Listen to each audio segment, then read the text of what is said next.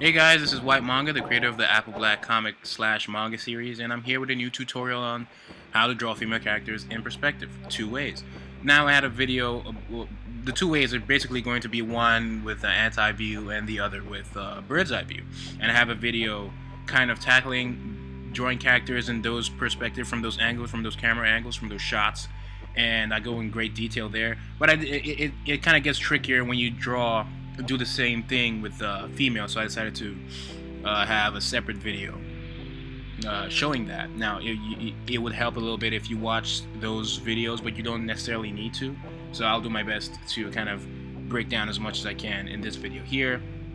There's something called I like to call the H test, and it's just like most of the lines in the drawing, most of the horizontal looking lines are going to be like curved. For anti-view, it's going to have like a frowny face, and it's basically the opposite, smiley, for bird's eye view. And then for the vertical lines, they all like are coming together at the top, as you see in this drawing here for anti-view, and again is the opposite for bird's eye view, where the lines, most of the vertical lines, are kind of coming together at the bottom.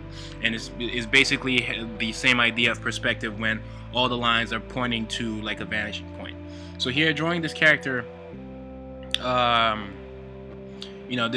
doing the first one anti-view, so we're drawing her from below, and most of the lines I tried to kind of skew them, just keep it at the back of your mind that the lines are all point going up. So it's like, I try to make sure any line that's kind of vertical is coming together at the top in some way, shape, or form. Now you kind of think of these drawings and kind of break them down almost like you're molding something. Think of them in 3D, and for starting, you don't want to go in with too much detail because things can get really tricky. You want to just get the basics, like the foundation of the drawing, like the figure and the pose, and then you go in with the details later. So here, the effect or the intensity of the angle, whether it's anti-view or bird's eye view, depends on how close the camera angle is to the object. In this case, is the female character. So this is like the angle you would see her if you were really close to her. And imagine you're an ant and you're really close to her feet and you're looking up.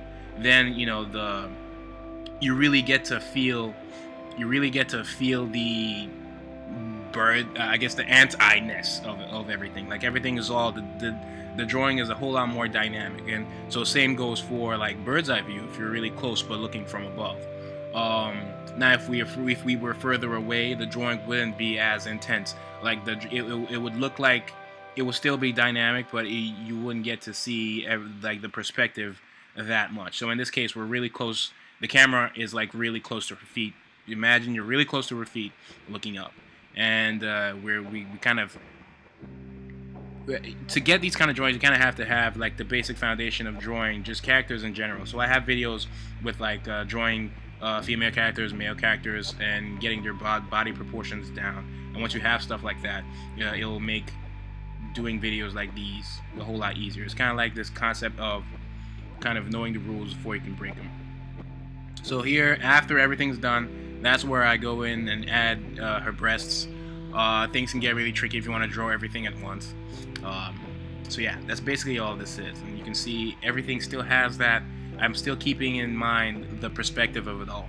So here you have a character. I think I will eventually put in like swords. Maybe she's holding swords. And the swords will also have like their own perspective.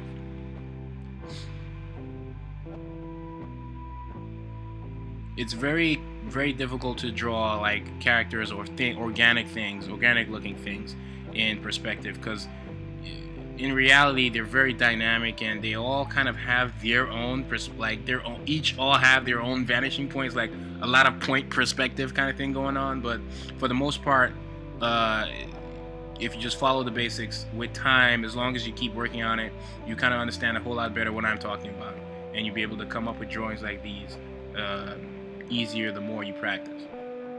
So here we're having, so you can see the sword, because it's closer to the camera, it gets a whole lot bigger as it goes down. But it all comes from that hilt. Like you can see it all come from the hilt. So it's kind of like you kind of going into not so much detail, getting the basics, then the foundation. You gotta think. You also have to think of everything in 3D and let every piece kind of build itself.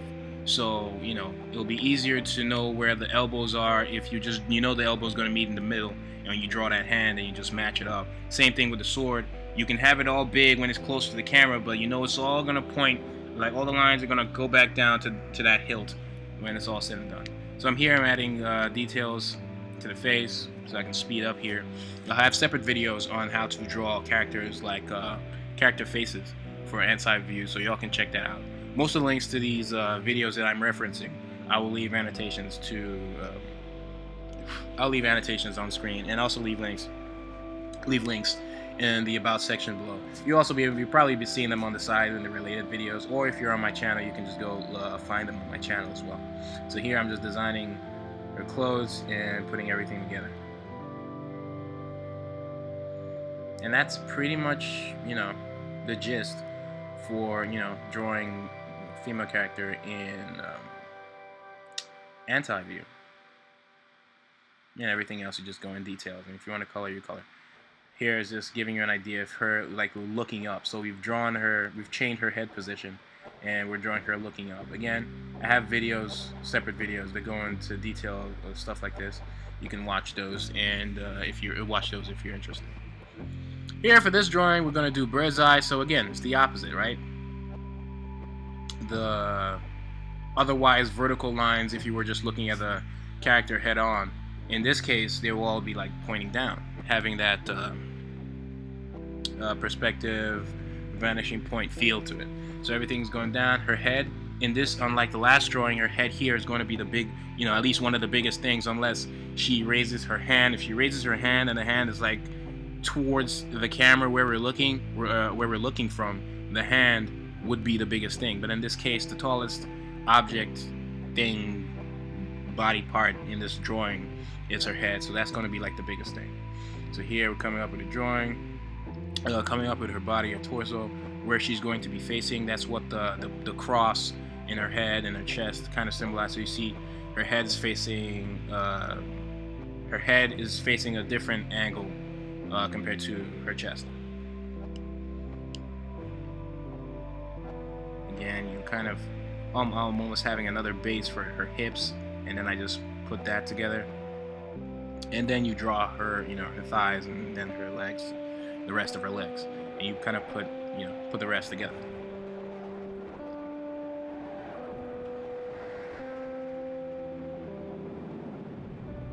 Here is going to look like, say, her left leg is she's kind of like moving it forward a little bit, so it's not on the same plane per se with her other leg, but it's still the same concept, and everything's kind of just going to wind down to that vanishing point. One leg, her left leg, is going to look like it's longer than the other, but not necessarily. And then these are things that you can help convey by making things in the drawing smaller as we go further downwards. Here, because she's moving her left leg forward, it's kind of blocking the view, like it's making it a little more difficult to see her right leg. So there's a sense of foreshortening going on. So yeah, I keep stuff like that in mind. Again, when I do the cross for the head, I always kind of like to draw. The ears are usually at the at each end of where the horizontal, in this case, smiley face, because it's a bird's eye view, where the lines meet at the edge, at the sides of her head. So that's where I usually put the ears. So if it was anti-view, it'll still be the same thing, but it'll probably be further downwards. But in this case, they're high up because we're looking from like there's a bird's eye angle. So here I'm just fine-tuning everything, going in with a little more detail. Doing drawings like this for the female character get a little more a little trickier because depending on the character. If the character has a lot of hips or big boobies, I usually put breasts last. Those are usually the last things I do. may make things a whole lot more complicated if you're drawing everything at the same time. So here you draw the rest of her hand, and I'll give an example of what I was talking about earlier, of how you kind of allow the drawing build itself in some ways, and I'll explain further when I'm drawing the hand. You can see her hand, that's where her shoulders start, and that's how it's going to come down, right? And you can see the vertical lines of it are kind of pointing down. And we know her fist is going to be down there, and we know her elbow is going to be like halfway. You kind of gauge where the elbow is based off of the rest of her body, and you just put everything back, join everything else. I'm going to do something a little trickier with her right hand, as I'm going to have her holding her hips. It's almost like that hand has a perspective of its own, because it's going backwards. This is if you want to get things a whole lot trickier. You could have just, in your drawing, you could just maybe just have her hands go down. But because her hand is bending and like her elbow is gonna form, almost like a perspective of its own. This is kind of like what I mean when I say like when the character is not standing exactly straight, all the rest of the body kind of does its own thing. So it may look like her forearm is longer than the rest of her arm, like her biceps and whatever. But really, the biceps it's bending down, so the elbow is not halfway, right? And then we see most of her forearm because of and it's skewed this way because of the angle we're looking from. It's really complicated. One way to practice stuff like this is to actually maybe take images. Have a person take a picture of you or take a picture of another person in the same pose, and take a shot from like a bird's eye view and an ant's eye view, and try to draw that, and you'll see it may help you improve when coming up with this kind of foundation. So when you get to this point, let's say for a head, I think the last things would be I'll put like eyes under the cross that goes under the line that goes across horizontally, and I just go in with a whole lot more details and finish the drawing. This drawing is actually kind of gonna kill two birds with one stone with this. For the white manga contest that I held recently, the winner is going to get a commission from me. And the commission was she basically wanted me to draw a character of hers, which is what I'm drawing right here. So I'm just gonna do that and basically kill two birds with one stone. Do the same thing with this. So you see me adding more details, and then I'll go in with the rest of the details of her own character, make hers, and voila. Don't be afraid to practice, experiment, and use pencils so you can erase at least for starting out. And don't be afraid of the eraser. It will allow you to do crazy stuff. So here I'm adding in like the shoulder blades and things like that. I'll be going in with the details in a second.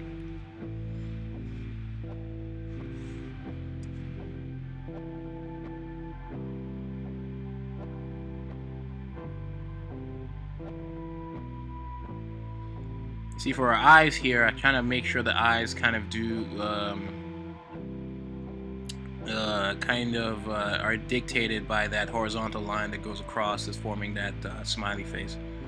And her nose will almost be kind of like a V shape. We're looking from above, so we don't get to see her nostrils almost at all. It's almost like a V shape, and it'll be really close to her lips. In this, from drawings like this, it'll be really close to her lips, basically. And the lips, usually that's how it will look normally. But if we're looking from above, we wouldn't see the upper lip as much as we would see the lower lip, and vice versa. If the drawing was anti-view, we wouldn't see the lower lip as much as we would see the upper lip. Pretty basic. At least that's the idea behind it. And voila.